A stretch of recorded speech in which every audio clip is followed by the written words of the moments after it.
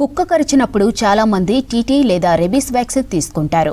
అయితే గాయం తీవ్రతను బట్టి ఇమ్యూనోగ్లోబులిన్ వ్యాక్సిన్ కూడా తీసుకోవాలని సూచిస్తున్నారు డాక్టర్లు. ఈ వ్యాక్సిన్ కుక్క కాటు బాధితుల ప్రాణాలకు రక్షణగా నిలుస్తోందన్నారు.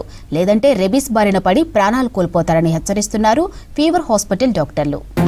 హైదరాబాద్ నల్లకుంటలోని కోరంటి ఫీవర్ హాస్పిటల్ కు కుక్క కాటు బాధితులు క్యూ కడుతున్నారు. రోజు 70 నుంచి 80 మంది వరకు కుక్క కాటు బాధితులు ఇక్కడికి వస్తారు. వీరికి ఇక్కడ అవసరమైన ట్రీట్మెంట్ చేయడంతో పాటు గాయం తీవ్రతను బట్టి రెబిస్ వ్యాక్సిన్, ఇమ్యూనోగ్లోబులిన్ వ్యాక్సిన్ కూడా ఇస్తుంటారు. కుక్క కాటు తీవ్రతను 3 స్థాయిలుగా విభజించి 3rd లెవెల్ గాయాలకు ఇమ్యూనోగ్లోబులిన్ వ్యాక్సిన్ ఇస్తున్నారు డాక్టర్లు. కుక్క కరిచినప్పుడు టీటీ లేదా ర్యాబిస్ వ్యాక్సిన్ ఇస్తుంటారు. దీనివల్ల ర్యాబిస్ వ్యాధి రాకుండా చూస్తారు. అయితే ఒక్కోసారి గాయం తీవ్రత అధికంగా ఉన్నప్పుడు ఇమ్యూనోగ్లోబులిన్ వ్యాక్సిన్ ఖచ్చితంగా వేయించుకోవాలని సూచిస్తున్నారు డాక్టర్లు. లేదంటే రెబిస్ వ్యాధి సోకి చనిపోయే ప్రమాదం ఉంటుందని తెలిపారు.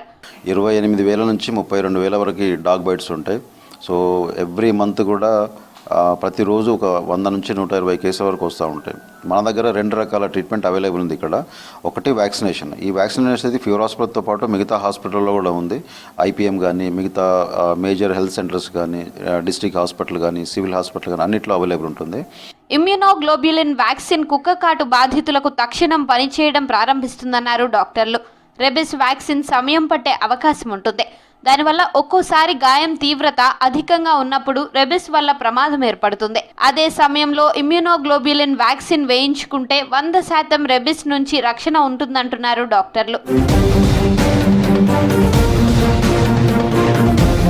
ఈ ఇమ్యూనోగ్లోబులిన్ వ్యాక్సిన్ హైదరాబాద్లోని ఫీవర్ హాస్పిటల్లో మాత్రమే లభిస్తుందన్నారు ఆ hospital superintendent doctor Rajendra Prasad.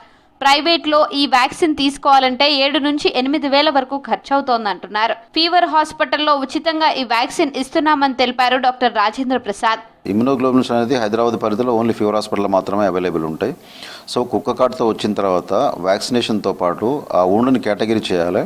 Category 3కి మాత్రం తప్పకుండా ఇమ్యూనోగ్లోబులిన్స్ ఇవ్వాలి. యాజ్ ఎర్లీ యాజ్ పాసిబుల్, మీకు ఎంత వీలైతే అంత తొందర తీసుకోవడం మంచిది. మ్యాక్సిమం టైం 1 వీక్ లోపు తప్పకుండా తీసుకోవాలి. మనం ఇమ్యూనోగ్లోబులిన్ తీసుకుంటే కనుక దాదాపు 100% మనం రేబీస్ రాకుండా కాపాడుకోవచ్చు. ఫీవర్ హాస్పిటల్లో 2023లో 27,172 మంది, 2024లో 29,054 మంది, 2025లో అక్టోబర్ వరకు 24,705 మంది కుక్క కాటు బాధితులకు చికిత్స చేశారు డాక్టర్లు. 3 ఏళ్లలో 61 మంది రెబిస్ వ్యాధితో చనిపోయారని తెలిపారు డాక్టర్లు.